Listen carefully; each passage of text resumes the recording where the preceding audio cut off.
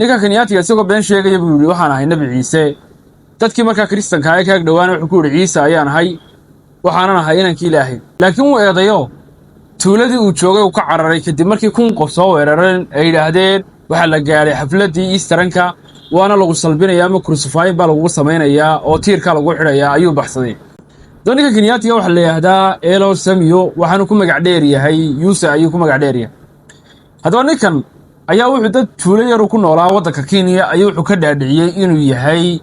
nabi Ciise laakiin dadkaas waa Kristan oo wuxuu u matalayay inuu yahay inankii Ilaahay ayaan haybuuli dadkan way caabudi jireen waliba isagoo sidaa sheeganaya ninkan 8 caruur ayuu lahaa ninkan hadda waxay sida ahaato dad badan baa ninkan aaminay waxaana noqotay caan baanu noqday social media hanu warkiisu ku faafay fiidiyana ay soo duubeen dad badan iyagoo leh waxa la gaaray xilligii xafladda Easteranka aan lagu salbinayaa tiirka ayaana lagu xirayaa hadaba ninkii waxa soo weeraray kun qof oo mootooyinkan wata ayaa soo weeraray iyagoo yiri waanu salbinayna oo tiirka ayaa lagu xirayaa ninkan wuxuu cararay wuxuuna tagay xarunta bilayska ugu dhow sawirkan ayaan la soo dhigay isagoo xarunta bilayska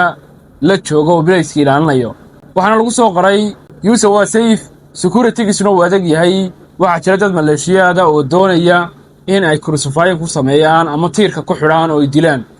hadaba ninkii bilayska ayuu cararay tuuladii iyo dhulkii joogasta qoraalada qaar kood waxay sheegayaan inuu ka cararay laakiin may dilin oo way iska daayeen markii dambe